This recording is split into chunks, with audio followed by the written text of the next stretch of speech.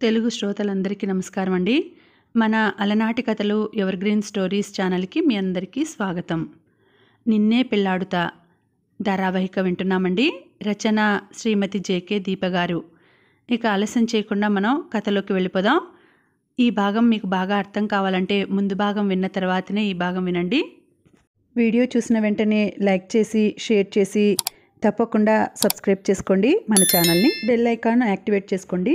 మొదట చూడగానే మతి పోగొట్టావు, తర్వాత నా బుద్ధిని కలుషితం చేశావు, ఇప్పుడు సిగ్గు కూడా లేదు అంటున్నావు.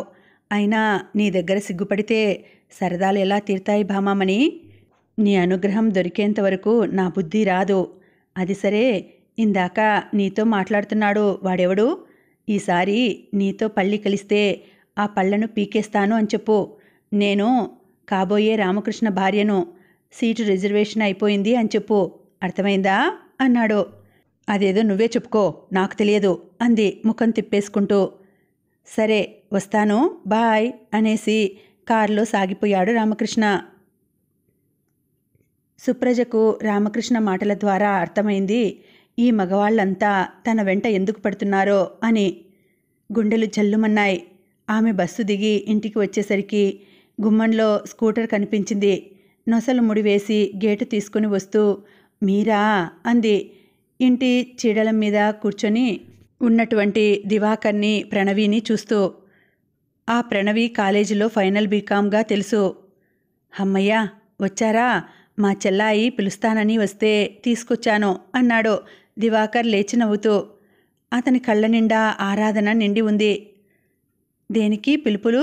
లోపలికి రండి తాళం తీస్తూ అంది సుప్రజ. ఇంకా చాలామందిని పిలవాలి, మరోసారి వస్తానండి అంది ప్రణవి. సుప్రజను సమీపించి బొట్టు పెడుతూ, మా అక్కయ్య శ్రావణ మంగళవారం నోము నోచుకుంటోంది, మిమ్మల్ని పేరంటానికి పిలవమని అన్నయ్య తీసుకుని వచ్చాడు నన్ను. ఆ చెప్పటంలో తనకి ఏ ఇంట్రెస్ట్ లేకపోయినా అన్నయ్య గారి మాట జవదాటలేక వచ్చాను అని అర్థం వచ్చేలాగా మాట్లాడింది ఆమె. సుప్రజ, మీరు తప్పకుండా రావాలి, మర్చిపోకుండా వస్తారు కదూ అన్నాడు దివాకర్ మెరిసే కళ్ళతో. అతని కళ్ళల్లో కనిపించే వేడుకోలికి కరిగిపోయింది ఆమె. వస్తాను, కానీ నాకు అడ్రస్ అయినా తెలీదు అంది సుప్రజ. అయితే రేపు 5ంటికి నేను వచ్చి నా స్కూటీ మీద తీసుకుని వెళ్తాను, మీరు రెడీగా ఉండండి సరేనా అన్నాడు ఉత్సాహంగా దివాకర్. ఆ పని మాత్రం చేయకండి, మా నాన్నగారి పరువు ప్రతిష్టలకు అపకీర్తి తెచ్చే పనులు నేనేమీ చేయలేను. అడ్రస్ చెప్పండి, వస్తాను అంది సుప్రజ. ఇందులో అపకీర్తి ఏముందండి? అతని ముఖం వాడిపోయింది. పరాయి మగవాడి వెంట స్కూటర్ మీద తిరిగితే ఈ లోకం ఏమంటుంది? Sorry Supraja, really very sorry. మీరు బస్ మీద వచ్చి దివానం బస్ స్టాప్లో దిగండి, నేను అక్కడకు మీకోసం వెయిట్ చేస్తుంటాను, వస్తాను, బాయ్ అని వెళ్ళి స్కూటర్ ఎక్కి చెల్లెలతోటి వెళ్ళిపోయాడు దివాకర్. గాఢంగా నిట్టూర్చింది సుప్రజ. మరునాటి సాయంత్రం కెంపు రంగు చీర, నల్లని బ్లౌజు వేసుకుంది. బ్లౌజ్ కలర్ డిజైన్ ఉంది చీర మీద.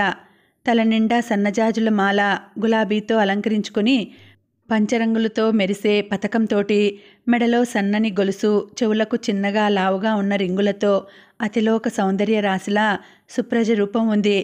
బస్సు దిగి బస్టాండ్ వైపు వెళ్ళబోతూ కొంగుపట్టి ఎవరో లాగినట్టుగా అనిపించి తల తిప్పి చూస్తూనే నిటారుగా మారింది సుప్రజ. ఎర్రచీర కట్టుకున్నది ఎవరికోసమో, సన్నజాజులు పెట్టుకున్నది ఎవరికోసమో అని పాడుతూ, ఏమిటి జగన్మోహినీదేవిలా అలంకరించుకుని బయలుదేరావు? నాలాంటి కుర్రవాళ్ళు వెంటపడమంటే పడరా మరి అన్నాడు పైపంటితో కింద పెదవి కొరుకుతూ కాంక్షపూర్వకంగా చూస్తూ రామకృష్ణ. కొంగు అతని చేతిలో ఉంది. కారులో కూర్చుని తీరికగా ఆమెను చూడటమే జీవిత ధ్యేయం అన్నట్టుగా ఉన్నాడు. నీకోసం మాత్రం కాదు, వదిలో. ఏమిటి ఆగడం అంది కోపంగా కొంగు గుంజి. అద్దం ముందు తన రూపం తనకే ముద్దు వచ్చినప్పుడు ఈ రూపంలో రామకృష్ణ కంటపడితే ఎలా ఉంటుంది అనే చిలిపి కోరిక పుట్టింది. తర్వాత ఆ ఆలోచన వచ్చినందుకు తన మీద తనే కోపం తెచ్చుకుంది కూడా. దివాణం సెంటర్ అని చెప్పినప్పుడు రామకృష్ణ మనసులో మెదులుతూనే ఉన్నాడు. ఆ రామకృష్ణ ఇలా తారసపడతాడని ఆమె ఊహించలేదు. ఓ పక్క అతను కనబడగానే సంతోషం కలుగుతోంది, అంతలోనే ద్వేషం కలుగుతుంది. తండ్రిని దూరం చేశాడనే వ్యధ కలుగుతుంది. ఆయనను దొంగగా అనుమానించాడనే కసి మాత్రం విపరీతంగా ఉంది ఆమెకు. నా కోసం కాకపోతే మా దివాణం దగ్గర ఎందుకు దిగావు అన్నాడు నవ్వుతూ రామకృష్ణ. మీ దివాణం దగ్గర దిగితే నీకోసమేనా? నాకు ఇక్కడ పనుంది, కొంగు వదులు అంది లాక్కుంటూ. ఇంతలో ఆమె కోసం వచ్చిన దివాకర్ ఆ విషయం చూసి నిశ్చేష్టుడైపోయాడు. ఆఫీస్లో హుందాగా ఉండేటటువంటి రామకృష్ణ ఇంత చిలిపిగా సుప్రజను టీజ్ చేస్తున్నాడు ఏమిటి? అందుకే ఆ రోజు ఆ పిల్ల రిజైన్ చేసేసిందా? మధురానగరిలో చల్లలమ్మ పోదు కొంగు విడవరా కృష్ణ అని పాడు, వదిలేస్తాను. నువ్వు ఈరోజు ఎంత ముద్దొస్తున్నావో తెలుసా? ఒక ముద్దు ఇవ్వు, వదిలేస్తాను. ప్లీజ్ కమైసే అన్నాడు కొంగు పట్టుకొని లాగుతూ రామకృష్ణ. అయితే వదులు, ఇస్తాను అంది పెదవులు బిగించి. ఇస్తే వదులుతాను అన్నాడు మెరిసే కళ్ళతో రామకృష్ణ. వదిలితే ఇస్తాను అంది సుప్రజ. ఆల్ రైట్, మాట తప్పకూడదు మరి అంటూ వదిలేశాడు రామకృష్ణ. కొంగు లాక్కొని వెంటనే రామకృష్ణ దగ్గరికి వెళ్ళి చెంప చెళ్ళుమనిపించి విసురుగా వెళ్ళి దివాకర్ని కలుసుకుంది సుప్రజ. ఆ చెంపని రాసుకుంటూ సుప్రజను దివాకర్ని చూస్తూ ఉండిపోయాడు. అతను చూస్తూ ఉండగా దివాకర్ తోటి బయలుదేరి వచ్చేసింది ఆమె. సుప్రజ, అతను మిమ్మల్ని అంత అల్లరిగా బిహేవ్ చేస్తూ ఉంటే ఎందుకు ఊరుకుంటున్నారు? ఎప్పుడూ హుందాగా ఉండడమే చూశాను అతన్ని. అలాంటి మనిషేనా అనిపించింది. చాలా కోపం వచ్చింది కూడా. మిమ్మల్ని అందరూ ఆడపిల్లల్లాగే భావిస్తూ ఉన్నారేమో. కాదని చెంపపెట్టు ఇచ్చి బాగా బుద్ధి చెప్పారు. కానీ పగపడతాడేమో, మీరు ఒంటరిగా కూడా ఉంటూ ఉన్నారు అన్నాడు దివాకర్. అతను నన్నేమి చేయడు. నన్ను కవ్వించడం అతనికి సరదా. అతన్ని ఆ విధంగా మందలించడం నాకు అలవాటు. మీరు వర్రీ కాక పదండి ఇంకా అంది సుప్రజ. సుప్రజ, మీరు మీ మనస్సుకు నచ్చినటువంటి వ్యక్తిని పెళ్లి చేసుకోవడం చాలా మంచిది. ఎందుకంటే ఇంత అందమైన మిమ్మల్ని చూసి ప్రతి మగవాడు లొట్టలు వేస్తాడో, వెంటపడతాడో, సొంతం చేసుకోవాలని ప్రయత్నిస్తాడో. అలాంటి ప్రమాదం రాకుండా ఉండాలంటే ఒక మగవాడి తోడు, రక్షణ, అండదండలు మీకు తప్పక ఉండాలి. లేకపోతే ఇలాగే నడివీధిలో టీజ్ చేస్తారు. రాస్కెల్, ఆ రామకృష్ణ పొగరు చూడండి. తన డబ్బును చూసి మీరు వలలో పడతారు అనుకున్నాడేమో. ఇడియట్ అన్నాడు దివాకర్. మిస్టర్ దివాకర్, ఇంకో మాట మీ నోటి నుండి అతని గురించి చెడుగా వచ్చినా నేను సహించలేను. అతను మీకు ఒక ఉపాధి కల్పించినటువంటి దైవం. అతనికి నాకు ఉన్న రిలేషన్ మీకు నేను చెప్పలేను. అతను నేను కొట్టుకున్నా తిట్టుకున్నా మీరు పట్టించుకోకండి. మాది ఒక చిత్రమైనటువంటి అనుబంధం. అందుకే నా కొంగు పట్టుకోగలిగాడో. అలా పట్టుకున్నా నేను ఊరుకున్నాను అంటే ఆ హక్కు అతనికి ఒక్కడికే ఉందని అర్థం. ఇక పదండి అంది సుప్రజ. దివాకర్ అది విని తెల్లబోయాడు. దివాకర్ ఇంటికి వెళ్ళాక ఎందుకు వెళ్ళానా అని బాధపడింది. లోపలికి వెళ్ళండి అనేసి అతను డ్రాయింగ్ రూమ్లోకి వెళ్ళిపోయాడు. లోపల చాలామంది ఆడవాళ్ళు ఉన్నారు. గోలగోలగా మాట్లాడేసుకుంటూ ఉన్నారు. ఎవరు నువ్వు అని అడిగింది దివాకర్ తల్లి. నేను నా పేరు సుప్రజ అంది ఏం చెప్పాలో తోచక. ఓహో, నువ్వేనా? నీ గురించేనా వాడు అంతగా చెప్తున్నది? ఇప్పుడు ఖాళీ లేదు, నీతో తర్వాత మాట్లాడతాను అనేసి భవానీ అంటూ వెళ్ళిపోయింది. ఆ పలకరింపు ఏమిటో, కనీసం కూర్చోమని చెప్పని ఆ సంస్కారం ఏమిటో సుప్రజకి అర్థం కాలేదు. ముళ్ళ మీద ఉన్నట్టుగా మారింది పరిస్థితి. ఇంతలో సుధీర్, మోహిని, కామిని, యశస్వి, వనజ, సందీప్లు వచ్చారు. ఆ ముగ్గురు ఆడపిల్లల్ని డ్రాప్ చేయడానికి వచ్చారు. అరగంటలో వస్తామని అక్కడ దించేసి వెళ్ళిపోయారు. వాళ్ళు సుప్రజను చూడలేదు, కానీ సుప్రజ వాళ్ళని చూసింది. అంతా మోహిని, కామినీలను చుట్టుముట్టేశారు. ఎందుకో దివాణం మేనేజర్ గారమ్మాయి, అమ్మో దివాన్ గారమ్మాయి అని ఎక్కడ లేని మర్యాదను ఒలకబోశారు. నవ్వొచ్చింది సుప్రజకి. కలిగి ఉంటేనే ఈ ప్రపంచంలో గౌరవం ఉంటుంది, లేదా అస్సలు పట్టించుకోదు. ముఖం కూడా చూడదు. వేషభాషలకే విలువ ఎక్కువ అనిపించింది. వెకిలిగా నవ్వుతూ, ఈ చీర ఎంత బాగుందో, ఈ నగ ఎంత, ఈ గాజులు ఎక్కడ తీశావు? మీకు ఫ్యాషన్ బాగా తెలుసు, అందమైన బొమ్మల్లా ఉంటారు చక్కగాను అంటూ కామిని, మోహినీల చీరలు, నగలు, అలంకారం అంతా చూసి మెచ్చుకుంటూ ఉన్నారు ఆడమేళం. వనజ నవ్వుతూ వచ్చి సుప్రజను విష్ చేసి పక్కన కూర్చొని కళ్ళు వదిలి వాళ్ళని చూస్తోంది. ఆమె ముఖంలో కూడా జుగుప్స కనిపించగానే, ఏమిటి అలా చూస్తున్నారు? వీళ్ళు మీకు ఎలా తెలుసు అంది సుప్రజ కుతూహలంగా. దివాకర్ తల్లి తాయారమ్మ స్వయాన నాకు మేనత్త. ఆవిడ స్వభావం మా నాన్నగారికి నచ్చదు. మా పొడ ఆవిడకు పిల్లలకి గిట్టదు. బావ కోసం ఈ బంధుత్వాన్ని మా నాన్న మేము వదులుకోలేకపోతున్నాం. లేకపోతే మా పెళ్ళి ఎప్పుడో జరగవలసింది అంది గాఢంగా నిట్టూరుస్తూ వనజ. అంటే దివాకర్ని మీరు అంటూ అర్థోక్తితోటి వదిలేసింది సుప్రజ.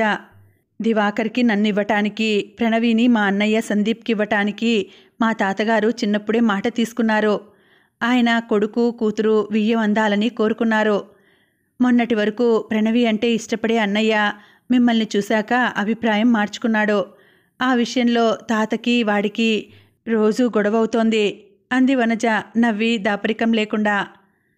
నన్ను చూసి అభిప్రాయం మార్చుకోవడం ఏంటి అంది అర్థం కాక సుప్రజ. ఒక అన్నయ్య అన్నమాట ఏముంది, దివాకర్, సుధీర్, యశస్వి అంతా మిమ్మల్ని సొంతం చేసుకోవాలని ఆశపడుతున్నారు. అందుకే అత్తయ్య మిమ్మల్ని వేరు చేస్తోంది. కొడుక్కి పెళ్లి చేసేస్తే తన ఆటలు సాగవని, కోడలు చేతిలోనికి అధికారం వెళ్ళిపోతుందనే దివాకర్కి పెళ్లి చేయకుండా అతన్ని సంపాదించే యంత్రాన్ని చేసింది. పెద్ద కూతురు భవానీకి పెళ్లి చేసింది. భర్త ఈ ఊర్లోనే జమీందారు గారి ఎస్టేట్లో టైపిస్ట్గా చేస్తూ ఉన్నాడు. పేరు శంకరం. రెండవ కూతురు గిరిజ, ఆమెది ఈ ఊరే. దత్తు సూపర్వైజర్గా పనిచేస్తున్నాడు రామకృష్ణ ఎక్స్పోర్ట్ అండ్ ఇంపోర్ట్ ఆఫీస్లో. మూడో అమ్మాయి ఈ ప్రణవి. అన్నయ్య కాదనటంతోటి ఆగిపోయింది. లేకపోతే మా పెళ్ళిళ్ళు ఈ నెలలో అయిపోయి ఉండేది. మా బావ అంటే నాకు చాలా ఇష్టం. అమాయకంగా అత్తయ్య ఇల్లు గుళ్ళ చేస్తూ ఉన్నా సంపాదించి చేతుల్లో పోస్తున్నాడు. ఎప్పుడు ఆ మూడుముళ్ళు పడి అతను నా గ్రిప్లోకి వస్తాడా అని నేను ఓపిక పడుతున్నాను. ఆవిడ ఆ తాయారమ్మ ఇంత వయసు వచ్చినా ఆ మేనేజర్తో దివాన్తో తిరుగుతూ ఉంటుంది. మనలాంటి వాళ్లకు బుద్ధులు చెప్తూ ఉంటుంది కూడా అంది వనజ నిట్టూరుస్తూ. వనజ మాటలు వింటూ అక్కడే కూర్చుండిపోయిన సుప్రజకు ట్రేలో పెట్టి అన్నీ అక్కడ పెట్టి వెళ్ళిపోయింది గిరిజ. కామిని మోహినీల జోకులకు నవ్వుతూ మీరుండండి అని వనజ తానే సుప్రజకి పసుపు రాసి బొట్టు గంధం ఇచ్చి వాయనం ప్యాకెట్ ఇచ్చింది. సుప్రజ వెళ్ళడానికి లేచింది. ఇదిగో అమ్మాయి, చూడమ్మా, నీ అందమైన వల మా వాడి మీద విసిరకు. వాడు నువ్వంటే పడి చస్తున్నాడు. ఈ విషయం నీకు చెప్పి గట్టిగా హెచ్చరించాలనే వాడు నిన్ను పిలుస్తాను అంటే సరే అన్నాను అని ఆవిడ ఇంకా ఏమో చెప్పబోతూ ఉంటే, తాయారమ్మగారు ఒక్క క్షణం ఆగండి. నేను వలలు విసిరే రకాన్ని కాను. నేను పెళ్లి చేసుకుంటానంటే నన్ను ఎగిరి గంతేసి చేసుకోవడానికి రామకృష్ణ సిద్ధంగా ఉన్నాడు. మీ అబ్బాయి కోసం ఆశపడవలసినటువంటి అవసరం నాకు లేదు. రామకృష్ణ కంటే మీ అబ్బాయి రూపవంతుడని వల విసిరాలా, భాగ్యవంతుడని వల విసిరాలా, విద్యావంతుడని వల విసిరాలా, సంస్కారవంతుడని వల విసిరాలా, అధికారవంతుడని వల విసిరాలా, పేరు ప్రతిష్టలా, ఐశ్వర్యమా, హృదయమా, ఏం చూసి ఆశపడాలి నేను? రామకృష్ణ కంటే మీ అబ్బాయి ఎందులో గొప్పవాడని నేను వల విసిరాలి? నన్ను సామాన్యమైన ఆడపిల్లగా భావించి ఇంటికి పిలిచి అవమానించి ఆనందించాలనుకున్నావేమో. నేను తలుచుకుంటే ఈ క్షణంలో ఈ భాగ్యపురం సంస్థానానికి మహారాణిని కాగలను. నీలాంటి వాళ్ల నోరు మూయించి నాకు ఊడిగం చేయించుకోగలను. వల విసిరి మగవాళ్లను వెంట తిప్పుకోవడానికి నేను వెలయాలని కాను, కాబోయే ఇల్లాలిని. పెళ్లికి ఎదిగిన పిల్లలుండగా పరాయి మగవాళ్లతోటి సరసాలు ఆడేందుకు నేను తాయారమ్మను కాను. చరిత్రహీనురాల్ని అసలే కాను. నేను తెలివైన దాన్ని అని నోరు ఉంది కదా అని ఇష్టం వచ్చినట్టు వాగితే పడుండే రకాన్ని కాను నేను. మైండ్ ఇట్ అని కఠినంగా శాసించి గబగబా బయటకు వచ్చేసింది సుప్రజ.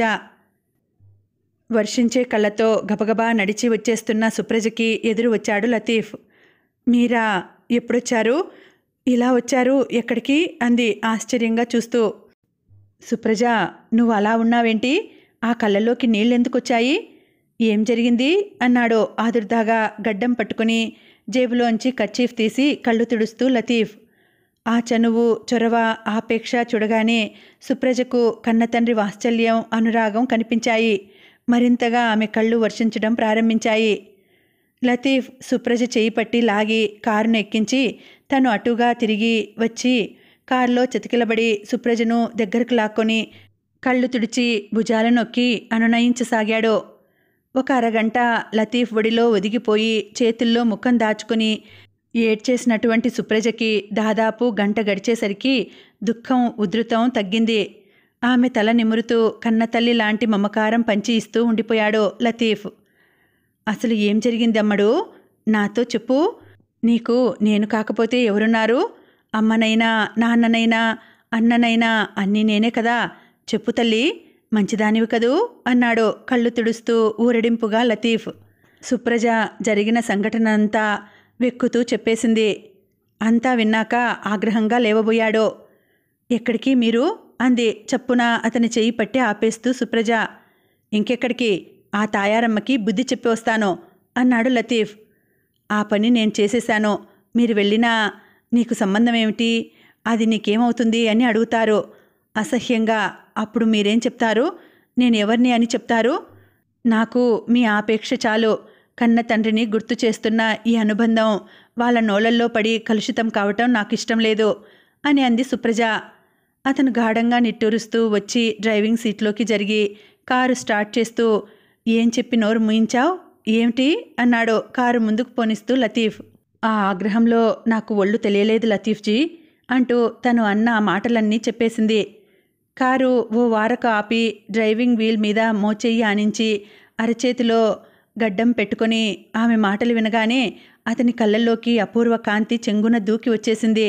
ఆ మెరుపు, ఆనందము ఆమె కంటపడకుండా ఉండడం కోసం డ్రైవింగ్ వీలు సరిచేస్తున్నట్టు నటించాడు.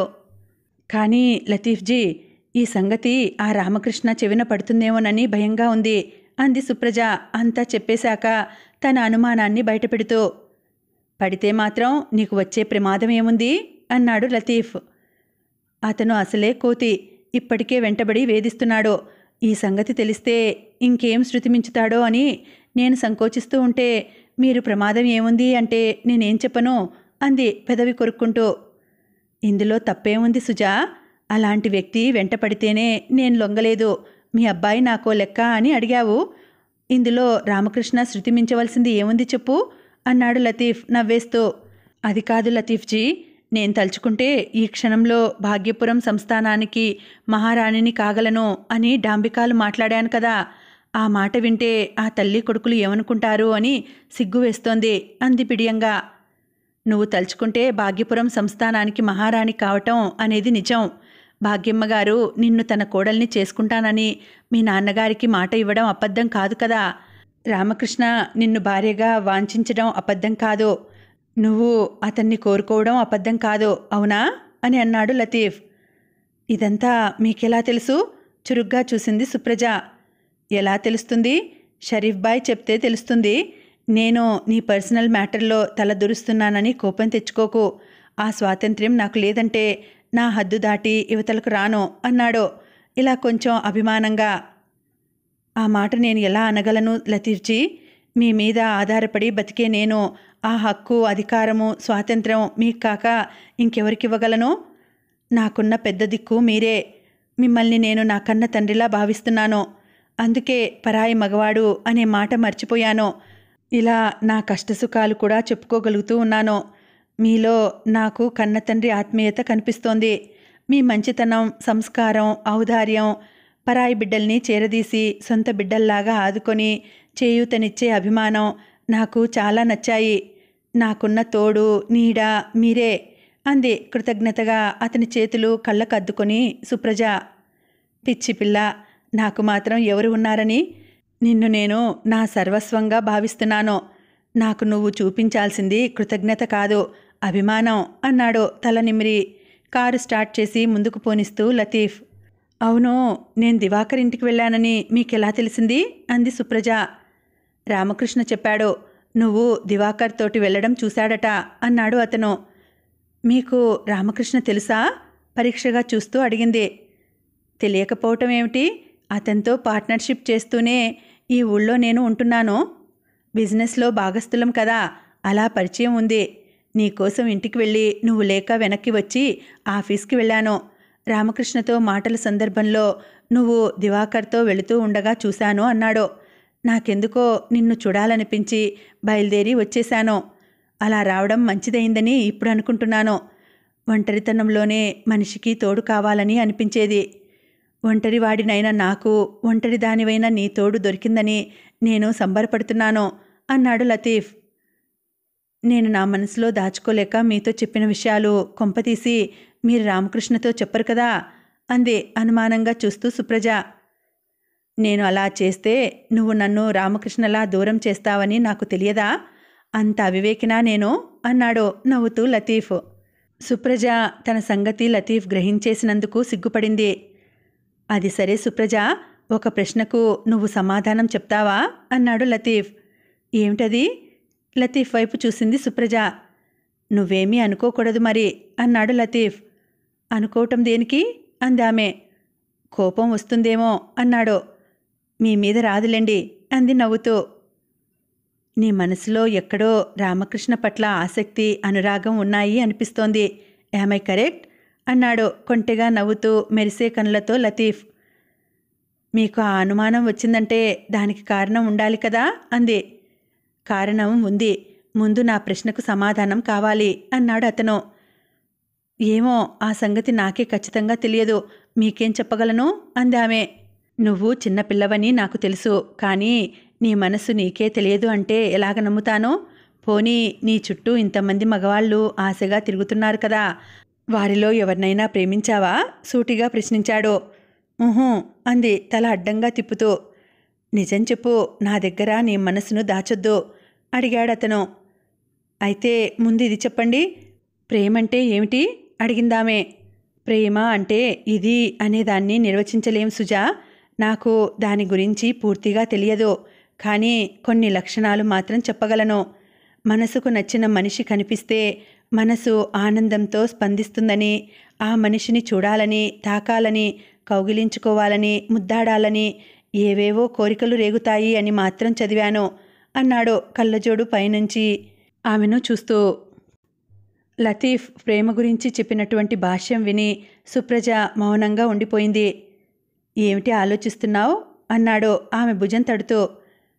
అలాంటి ఆలోచన, అభిప్రాయం, ఆశ ఇంతవరకు నాకు ఎవరి మీద ఏర్పడలేదు. కానీ అంటూ ముఖం ఎర్రబడి మాటలు తడబడటంతో తల వంచుకొని అరచేతులు పరిశీలించుకుంటూ ఉండిపోయింది సుప్రజ. కమాన్ ప్రొసీడ్, నా దగ్గర సంకోచం దేనికి చెప్పు అన్నాడు లతీఫ్ ప్రోత్సహిస్తూ. మీరు ఎవరికీ చెప్పకూడదు అంది తర్జని చూపిస్తూ. ఊహూ అన్నాడు తల అడ్డంగా తిప్పుతూ లతీఫ్. అయితే నాకు అప్పుడప్పుడు ఎందుకో రామకృష్ణను చూడాలి అనిపిస్తుంది, కానీ చూశాక అతని మీద చచ్చేంత కోపం వస్తుంది. మా నాన్నని కాదు అతను అనుమానించింది, మా నిజాయితీని, మా నీతిని, మా ప్రవర్తనను. అంతమంది ముందు మమ్మల్ని దొంగలు అంటూ ముద్ర వేసి ఏ పాపం ఎరుగని మా నాన్నగారి సచ్చరిత్రకు కళంకాన్ని ఆపాదించాడో. దీనికి ఎంత దండన విధిస్తే నా కసి తీరి కోపం చల్లారుతుంది చెప్పండి? ఆ మనిషి పేరు ఎత్తితేనే ఒళ్ళు మండిపోతోంది, కానీ ఏం చేయలేని నిస్సహాయురాల్ని. ఒక ఆడదాని మాట నమ్మి 30 ఏళ్ల నమ్మకాన్ని, విశ్వాసాన్ని శంకించినటువంటి ఆ ఇడియట్ని ఏం చేయాలి? తలుచుకుంటేనే చూడండి నా చేతులు ఎలా వణికిపోతున్నాయో. ఈ కోపాన్ని ఎలా నిగ్రహించుకోను చెప్పండి? భగవంతుడా అంటూ ఏడవడం ప్రారంభించింది సుప్రజ. ఎర్రగా కందిపోయిన ముఖం, తీక్షణంగా క్రోధంగా మారిన కళ్ళు, పెద్దవైన ముక్కుపుటాలు, అదురుతున్న అధరాలు, పదునైన చురుకత్తుల్లాంటి చూపులు. ఆ పసి మనసు మీద ఆ సంఘటన ఎంత బలీయమైన ముద్ర వేసి అభిమానాన్ని గాయపరిచి రోషావమానాలతోటి కంపితురాల్ని చేసిందో మాటలతో చెప్పకుండానే అతనికి అర్థమై కళ్ళల్లో నీళ్లు తిరిగాయి. అసలు ఈ పిల్ల ఎప్పటికైనా తనని క్షమిస్తుందా అనే సందేహం కలిగింది. మ్లానమైన ముఖంతో సుప్రజను ఇంటి దగ్గర దించి వెళ్ళిపోయాడు వెనుతిరిగి. సర్రున దూసుకొచ్చి ఇంటి ముందు ఆగిన కారుని చూసి దివాకర్ ఆశ్చర్యంగా బయటకు వచ్చి, సార్ మీరా? ఇంత రాత్రి ఏదైనా పని ఉంటే ఫోన్ చేస్తే నేనే వచ్చేవాడిని కదా, రండి రండి అన్నాడు డోర్ తెరిచి వినయంగా సెల్యూట్ చేస్తూ. పనుండి వచ్చాను. ఏది మీ అమ్మగారిని ఒకసారి ఇలా పిలు అన్నాడు లోపలికి వస్తూ. అమ్మా! దివాకర్ తల్లిని పిలిచాడు. ఆవిడ యువతలకు వచ్చింది. ఇందాక సుప్రజ ఇక్కడికి వచ్చినప్పుడు ఏమన్నారు మీరు? సూటిగా అడిగాడు. దివాకర్ గడగడా వణికిపోయాడు. అది మీరెవరు అంది తడబడుతూ ఆవిడ. అమ్మా, మా చీఫ్ రామకృష్ణ చంద్రప్రసాద్, మహారాణి భాగ్యలక్ష్మీదేవి కుమారులు, భాగ్యపురం సంస్థానాధీశ్వరుడు, జమీందారు గారి వారసుడు అన్నాడు దివాకర్. మీరా బాబు, నమస్కారం, దయచేయండి అంది కుర్చీ చూపిస్తూ. నేనొచ్చింది మీ మర్యాదల కోసం కాదు. సుప్రజని పేరంటానికని పిలిచి ఏమన్నారు? కమాన్ టెల్ మీ అన్నాడు గద్దిస్తూ ఆగ్రహంగా. అబ్బే ఏమనలేదు బాబూ అందావిడ భయంతో చేతులు నలుపుకుంటూ. అందమైన వల విసిరిందా మీ అబ్బాయి మీదేనా? అంత నలకుబేరుడా? అసలు సుప్రజ ఎవరనుకొని ఇంటికి పిలిచి అవమానించారు? ఆమె కాబోయే ఈ భాగ్యపుర సంస్థానాధికారిని, ఈ రామకృష్ణకు కాబోయే భార్య. ఆమె గురించి నోటికి వచ్చినట్టు వాగితే నేను క్షమించను. కాబోయే యువరాణి పరాయి మగవాళ్ల కోసం ఆశపడదు. Understand? Control yourself. Mister Diva, నా ముద్రపడిన కన్నెపిల్లను కావాలనుకుంటే ఆ తర్వాత కళ్ళు కాళ్ళు మిగలవు అనేసి చకచకా వెళ్ళి కారులో కూలబడ్డాడు. ఆ కారు సర్రున దూసుకుపోయింది దివాణానికి. కుక్కర్ పెట్టి జుట్టు చిక్కు తీసుకుంటున్న సుప్రజ వాకిట్లో స్కూటర్ ఆగిన చప్పుడుకి కిటికీలోంచి చూసి కనుబొమలు ముడివేసి వచ్చి తలుపు తీసింది. అమ్మాయి సుప్రజ, ఏదో తెలిసి తెలియని పెద్దరికంతోటి నీ మనసు కష్టపెట్టినందుకు క్షమించు తల్లి. ప్రత్యేకంగా నీకు క్షమాపణలు చెప్పుకోవటానికే వచ్చాను.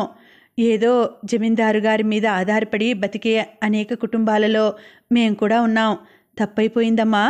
చాదస్తంతో నేనన్న మాటలను పట్టించుకోకు. నిన్న రాత్రి ఆ రామకృష్ణ ఇంటి మీదకు వస్తే హడలి చచ్చిపోయాను. మహారాజు బిడ్డ కనుక మా అబ్బాయి ఉద్యోగం నిలబడింది. నిన్ను సాధారణమైన ఆడపిల్లగా పొరబడటం నాదే తప్పు. నా తప్పు క్షమించు తల్లి అంది సుప్రజ చేతులు పట్టుకుంటూ. ఆ స్వరంలో పశ్చాత్తాపం ఏమీ లేదు, నటన మాత్రమే కనిపిస్తోంది. దివాకర్ గుమ్మం అవతలే నిలబడి ఉన్నాడు. ఆడపిల్లలా అతని కళ్ళల్లో నీళ్లు ఊరుతున్నాయి. మాటిమాటికి ముక్కు కళ్ళు తుడుచుకోవడం వల్ల గీసిన కందదుంపలాగా ఎర్రబడిపోయాయి. మీరు కూడా నన్ను క్షమించండి. ఆ కోపంలో నేను కూడా ఒళ్ళు మరిచి మిమ్మల్ని మాట తూలాను. మిస్టర్ దివాకర్ అక్కడే నిలబడిపోయారు. లోపలికి రండి.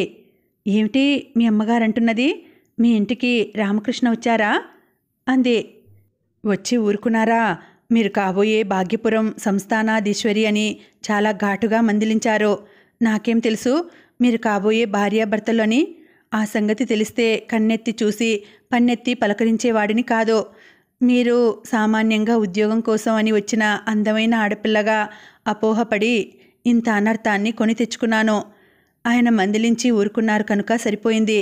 కానీ లేకపోతే ఈ పాటికి రోడ్డున పడి ఉండేవాడిని, నా కుటుంబంతోటి సహా. తెలియక చేసిన నా అపరాధానికి క్షమించండి. ఇక నుంచి మాకు అన్నం పెట్టిన దేవతగా కలకాలం పూజిస్తాను.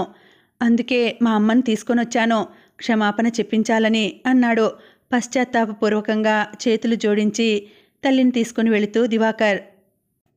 కాలేజ్ గేట్ దగ్గర ఫిరోజ్ను డ్రాప్ చేసిన రామకృష్ణను మోహిని కామినీలు పట్టేశారు. ఓ రోజు వనజతో వస్తున్న సుప్రజ ఆ దృశ్యం చూసి నొసలు ముడివేసింది. ఈ మధ్య వనజ సుప్రజ స్నేహితులయ్యారు. అప్పుడప్పుడు ప్రణవి కూడా వారితో కలుస్తూ ఉంటుంది. ఆదివారాలలో సిటీ బస్టాప్ నుంచి ఒంటరిగా వచ్చే సుప్రజకి ఇప్పుడు వనజ తోడైంది.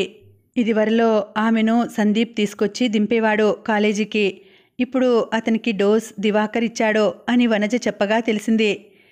తనలాగే సందీప్ కూడా సుప్రజను ఆశించే ప్రణవిని కాదన్నాడని తెలిసిన దివాకర్ తన అనుభవాన్ని సందీప్కి వివరించి జాగ్రత్తగా ఉండమని వార్నింగ్ కూడా ఇచ్చాడు. సందీప్ వనజను అడిగాడు, రామకృష్ణ సుప్రజను పెళ్లి చేసుకోవడం నిజమేనా అని. ఆ విషయమే సుప్రజను కదిపింది. ఆమెతో నడిచి వస్తూ వనజ అసలు అది తెలుసుకోవాలనే ఆసక్తితోనే స్నేహం చేస్తోంది కూడా. మా అన్నయ్యకు దివాకర్ వార్నింగ్ ఇచ్చాడట, నువ్వు కాబోయే రామకృష్ణ గారి భార్యవు అని. నిజమేనా అంది. ఎవరు చెప్పారు? సుప్రజ నొసలు ముడివేసింది. రామకృష్ణ దివాకర్ని హెచ్చరిస్తే అతను మా అన్నయ్యను హెచ్చరించాడట అంది వనజ. మా నాన్నగారు రాణిగారు నన్ను ఆ రామకృష్ణకు వాగ్దత్త వధువును చేశారు. నాకసలు పెళ్లి చేసుకోవాలనే ఆలోచనే నశించిపోయింది. చదువుకొని ఈ డిగ్రీ పూర్తి చేసి ఉద్యోగం వెతుక్కొని నన్ను నేను పోషించుకుంటూ ఎవరికీ భారం కాకుండా నా స్వార్జితంతోనే జీవించాలనే ఆశ మాత్రం అపారంగా ఉంది అంది సుప్రజ.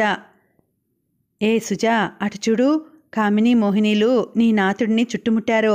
ఏమిటి కథ అంది కుతూహలంగా ముఖం పెట్టి అటు వెళ్ళబోతూ వనజ. వనజ మాటలతో ఆగి అటు తల తిప్పిన సుప్రజకు ఆ దృశ్యం కనిపించింది. వెంటనే ఒంటికి కారం రాసుకున్నట్టు భగ్గున మండటం మొదలుపెట్టింది. ఇంతలో హలో అంటూ సుధీర్, హాయ్ అంటూ యశస్వి సుప్రజ దారికి అడ్డొచ్చారు.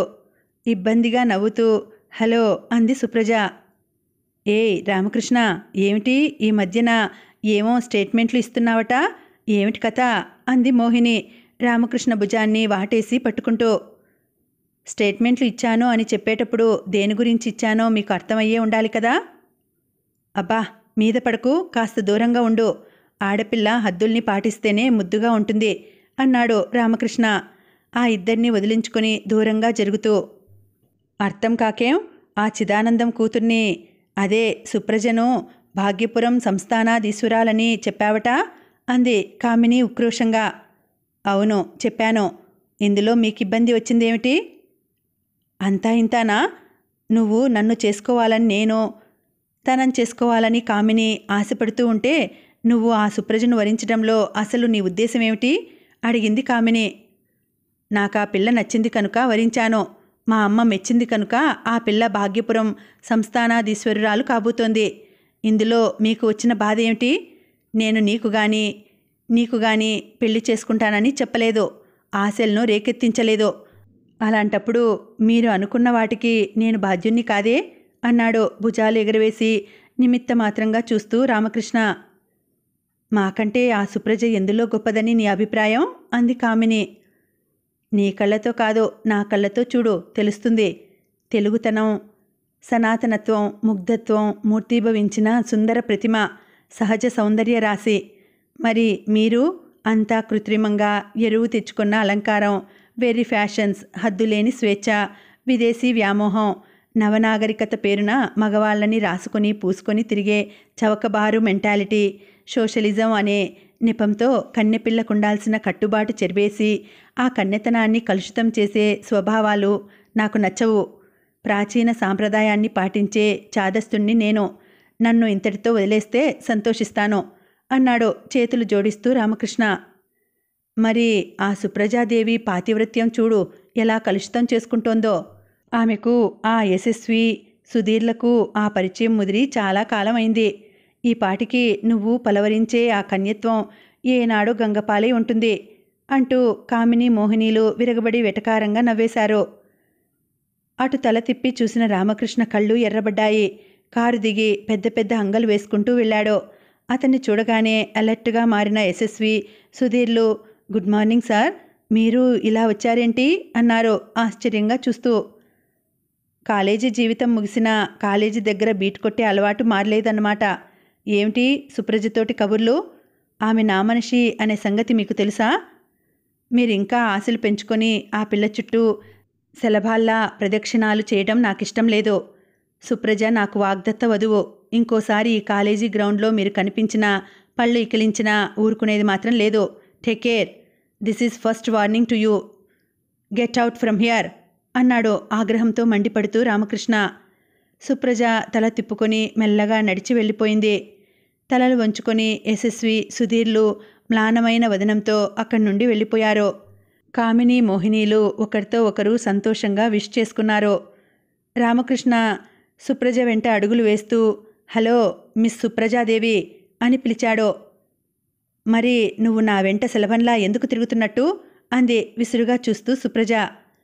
కావలసిన వాణ్ణి, కట్టుకోబోయేవాణ్ణి కాబట్టి నాకు తప్పదు జవరాలా అన్నాడు నవ్వుతూ తన భుజంతో ఆమె భుజాన్ని తాకి కన్ను కొట్టి నవ్వుతూ. నువ్వు నన్ను కట్టుకోబోయేవాడివా? కలలు కనకు. కావలసిన వాళ్ళు, కట్టుకోబోయేవాళ్ళు నాకెవ్వరూ లేరు, ఉండరు కూడా. నేను అనాథని. నా బతుకు నన్ను బతకనివ్వు. నా వెంటపడి ఇలా పరువు తీయకు. నిన్ను చూస్తేనే కసితో, ఉక్రోషంతో, అసహ్యంతో, అవమానంతో నా ఒళ్ళంతా కంపరం ఎత్తుతూ ఉంటే నీతో నాకు పెళ్ళా? అది ఈ జన్మలో జరిగే పని కాదు. మర్యాదగా వెళ్ళు అంది ముఖం తిప్పుకొని వెళ్ళబోతూ సుప్రజ అతని పట్ల తనకు గల ఆగ్రహాన్ని తీర్చుకుంటూ. అంత ఇష్టం లేని దానివి ఆ మాట ఇందాకనే ఎందుకు చెప్పలేదు అన్నాడు పెదవులు బిగించి ఆగ్రహంగా చూస్తూ రామకృష్ణ. ఇందాక ఆ మాట నేను చెప్తే ఆ పోకిరి మగవాళ్లకు బుద్ధి ఎలా వస్తుంది? ఇప్పుడైతే నీ వార్నింగ్ తలకెక్కింది కనుక ఇక ఏ మగవాడు నా వంక కన్నెత్తి చూడడు. చిల్లు కానీ ఖర్చు కాకుండా నీ చేత వాళ్లకు వార్నింగ్ ఇప్పించి ఆ పోకిరీ విధవల నుంచి సునాయాసంగా బయటపడ్డాను.